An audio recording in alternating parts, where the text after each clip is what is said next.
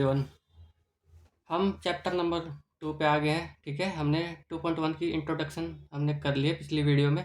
ठीक है, तो एक्सरसाइज 2.1 करने से पहले उसे देख लेना पहले। ठीक है, सीधा एक्सरसाइज में बताना, ऐसे सीरीज वाइज चलेंगे। ठीक है, हम सीधा आज एक्सरसाइज के क्वेश्चन करते हैं। इसके बारे में हमने सब कुछ पढ़ लिया है इंट्रोडक्शन में 2.1 के। ठीक है, क्वेश्चन शुरू करते हैं। 2.1 का फर्स्ट क्वेश्चन का फर्स्ट पार्ट लिखा हुआ है। अच्छा, फर्स्ट क्वेश्चन पढ़ लेते हैं। Find the degree of the following polynomial की फॉलोइंग जो नीचे पोलिनोमियल दिए हुए हैं उनकी डिग्री लिखो। तो फर्स्ट की देखो, फर्स्ट में सबसे ज़्यादा पावर किसकी, एक्स की कितनी है? तो एक्स की मैक्सिमम पावर 2 है, तो इसकी डिग्री 2 है। इसमें वाई है, अगर पोलिनोमियल वाई में है तो वाई की मैक्सिमम डिग्री कितनी है? 3, तो इसका डिग्री है 3। इसमें एक्स है नहीं, चलो इसके बारे में बात करते हैं। पहले आंसर लिखते हैं इसके बारे में। ठीक है, आंसर नंबर पहले डिग्री लिखते हैं, ब्लैक से लिख लेते हैं। ठीक है, दिखेगा अभी। डिग्री कितनी है? पहले वाले की 2 है, दूसरे पार्ट की 3 है, तो डिग्री है। इसके नाम नहीं पूछे, बस डिग्री पूछी हुई है कि डिग्री कितनी है। तो नेक्स्ट की 3 है। थर्ड क्वेश्चन है, थर्ड क्वेश्चन मैं करके भी दिखा रहा हूँ। थर्ड पार्ट है -9। ये पोलिनोमियल है तुम्हारा -9। ठीक है, ये भी पोलिनोमियल है, मैं दिखाता हूँ तुम्हें यहाँ पे एक्स गायब कैसे। ठीक है, अब इसी पोलिनोमियल को मैं ऐसे लिख सकता हूँ -9 x की पावर 0। अब ये समझो कि अगर किसी भी चीज़ की पावर 0 हो, एक्स की पावर किसी भी चीज़ की 0 है, तो इसका मतलब होता है 1। 5 की पावर 0 है, इसका मतलब होता है 1। 253 की पावर 0 है। तो मैथ में ये वाली बात याद रखना कि अगर किसी भी वैल्यू की पावर 0 है तो उसकी वैल्यू होती है 1। यहाँ पे बेशक गधा लिखा हो, कोई फ़र्क नहीं पड़ता। अगर गधे की पावर 0 लिखी है तो ये भी है 1। ठीक है, इसको कैलकुलेट मत करने लगना। ठीक है, यहाँ भैंस की पावर 0 लिखी हुई है तो ये भी 1 ही होगी। ठीक है, बुक की पावर 0 लिखी है तो ये भी 1 ही होगी। तो मैथ में ये कैलकुलेशन याद रखना कि अगर किसी की पावर 0 है तो 1 है। तो एक्स की पावर 0 1 हो गया, तो ये -9 ही है, इसमें हमने कुछ चेंज नहीं किया। तो यहाँ पे इस पोलिनोमियल में देख सकते हैं, अगर एक्स की पावर देखें तो एक्स की पावर 0 है। ठीक है, मैक्सिमम पावर 0 है, तो इसकी डिग्री भी कितनी हुई? 0। तो डिग्री कितनी हुई? 0। ठीक है, अब फोर्थ पार्ट पे आ जाते हैं। फोर्थ पार्ट क्या है? 4z -3। 4z -3। तो इसमें देख सकते हो जेड में पोलिनोमियल है, किसी भी एक में 1 वेरिएबल पोलिनोमियल पढ़ रहे हैं हम, तो किसी भी सिंगल वेरिएबल में पोलिनोमियल हो सकता है। यहाँ पे जेड की पावर 1 है, तो डिग्री कितनी हुई यहाँ पे डिग्री हुई 1। ठीक है, ये हो गया फर्स्ट क्वेश्चन। अब सेकंड में है, सेकंड पढ़ते हैं। सेकंड में है right polynomial of degree 1, 2 and 3। Polynomial लिखने हैं जिसमें डिग्री 1 का, डिग्री 2 का और डिग्री 3 का क्वेश्चन पोलिनोमियल लिखना है। ठीक है, ये ओपन क्वेश्चन है, तुम कुछ भी बना सकते हो। ठीक है, मैं ऐसा लिखता हूँ, देखो सीधा आंसर नंबर 2। ठीक है, 4 डिग्री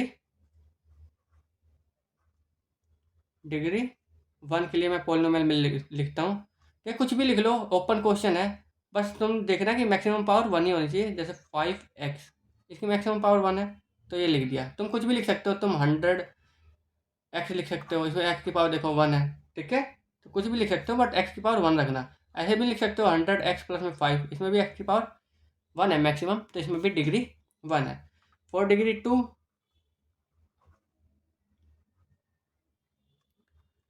तो डिग्री 2 कर दो इसको, 5x²।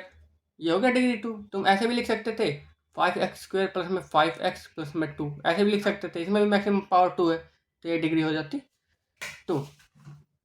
ठीक है, अब मैं लिखता हूँ 4 डिग्री, यहाँ पे लिख लेता हूँ। ठीक है, तुम यहाँ से कर लेना। 4 डिग्री 3 के लिए मैं पोलिनोमियल लिख लेता हूँ। पोलिनोमियल है डिग्री 3, लिख दो 5, इसी को कर ले लो, ये होगी डिग्री 3। तो तुम ऐसे भी लिख सकते हो इसको, मैं एग्जांपल दे देता हूँ। 4x की 3 प्लस में 4x² प्लस में 5x प्लस में 5, या 4x³ प्लस में 5x, इसमें सब में डिग्री 3 है। तो ये एग्जांपल देना था हमें, हमने दे दिया। ओपन क्वेश्चन है, कुछ भी लिखो, बस डिग्री देख लेना मैक्सिमम पावर उसकी इसके हिसाब से ही हो, ठीक है। अब हम पढ़ते हैं next question, answer number 3। Answer number 3 देखते हैं। लिखा हुआ है what are the coefficient of X square in and X cube in polynomial. Polynomial दे रखा है, मैं पोलिनोमियल लिख लेता हूँ ये वाला, ठीक है, एक सेकंड बस। तो पोलिनोमियल है हमारा एक्स की 4 माइनस 3x की 3 प्लस में 6x स्क्वायर माइनस में 2x प्लस में 7, ठीक है। कोफिशिएंट लिख लेता हूँ, क्या पूछा हुआ, कोफिशिएंट ऑफ, पहला पूछा हुआ है एक्स स्क्वायर का कोफिशिएंट, तो हमने कल उसमें पढ़ लिया था इंट्रो में। ये रहा एक्स स्क्वायर, और एक्स स्क्वायर वाले कहीं नहीं है, देख लो, अगर होते तो मैं कंबाइन कर देता उसके बाद देखता, ठीक है। एक्स स्क्वायर का कोफिशिएंट कितना है 6, तो यहाँ पे लिख दो 6, ठीक है। ये ध्यान रखना, अगर 2x स्क्वायर है 5x स्क्वायर प्लस में 2x स्क्वायर है तो पहले इसको कंबाइन कर लो, 7x स्क्वायर लिखो, उसके बाद इसका कोफिशिएंट देखो, ठीक है। ये हो गया पहला पार्ट। दूसरा है देखो कोफिशिएंट किसका, एक्स क्यूब का, यहाँ पे देखो एक्स क्यूब का, ये रहा एक्स क्यूब, ठीक है, क्वेश्चन में पूछा हुआ वही आंसर देना। तो एक्स क्यूब ये रहा, और सिंगल या और कोई नहीं है तो -3, ठीक है। साइन का ध्यान रखना, कोई कोई बस 3 लिख देता है, हमेशा साइन के साथ लिखना चाहिए। जैसे ये 6 है तो मैंने +6 लिखा है, इसलिए प्लस लगाने की ज़रूरत नहीं है, ठीक है, ठीक है। ये आंसर नंबर 3 हो गया। अब मैं करता हूँ आंसर नंबर 4। तो 4 करते हैं अब आंसर। लिखा है what is the coefficient of Z in polynomial. ये पोलिनोमियल है, इसके में जेड की डिग्री पूछी हुई है, सॉरी कोफिशिएंट पूछा हुआ है, तो ये पोलिनोमियल लिख लेता हूँ मैं, एक सेकंड। पोलिनोमियल है जेड की क्यूब, 4z की क्यूब प्लस में 5z स्क्वायर माइनस 11, ठीक है। ये पोलिनोमियल है, इसमें पूछा हुआ है coefficient of Z, of Z. एक बार देखना यहाँ पे जेड है भी क्या, तो जेड है ही नहीं, ठीक है। तो देखो मैं, देखो एक चीज़ दिखाता हूँ मैं, 4 लिखो या 4 + 0z लिखो, बात सेम है, ठीक है, बात सेम है। तो यहाँ पे देखो जेड नहीं था, फिर भी हम जेड को इंट्रोड्यूस कर सकते हैं, अगर कोई टर्म नहीं हो तो उसको जीरो के साथ इंट्रोड्यूस कर सकते हैं प्लस माइनस की वजह से, ठीक है। तो उसका जो कोफिशिएंट होता है वो 0 होता है, ठीक है। इसमें मान लो x की 4 पावर नहीं है यहाँ पे, बट तुमसे पूछा कि x की पावर 4 का कोफिशिएंट बता दो, तो इंट्रोड्यूस कर दो, नहीं है ना तुम्हारे पास, तो 0x की 4 इसका कोफिशिएंट जो हो गया वो हो गया 0। तो जो टर्म होती ही नहीं उसका जो कोफिशिएंट होता है आगे वाला वो 0 होता है, इसकी वजह से टर्म बिल्कुल 0 होके ख़त्म हो चुकी होती है, ठीक है। तो यहाँ जेड नहीं है, तो जेड का कोफिशिएंट कितना हुआ 0। ये हो गया आंसर नंबर 4। अब देखो answer number 5, what is the constant term of polynomial. ये पोलिनोमियल है, इसमें कांस्टेंट टर्म पूछी है, कल सब चीज़ की बात हो चुकी है। आंसर नंबर 5 देखो, पोलिनोमियल लिख लेता हूँ मैं, वैसे लिखने की ज़रूरत नहीं है, फिर भी लिख लेता हूँ, वीडियो बहुत छोटी होगी आज, ठीक है। एक्सरसाइज में क्वेश्चन नहीं है इतने खास, नेक्स्ट एक्सरसाइज में है, उससे पहले हम इंट्रो पढ़ेंगे। ये पोलिनोमियल है, इसमें पूछा हुआ है कांस्टेंट टर्म बता दो, तो कांस्टेंट टर्म मैंने बताई थी कल कि कांस्टेंट टर्म कौन सी होती है, एक्स के साथ, एक्स स्क्वायर के साथ, एक्स क्यूब के साथ, एक्स के साथ जो भी टर्म होती है वो कोफिशिएंट होती है, जो अकेले होता है वो कांस्टेंट टर्म होती है, और साइन के साथ ही लिखना है, मैं पहले भी बता चुका हूँ। तो कांस्टेंट टर्म क्या हुई -10।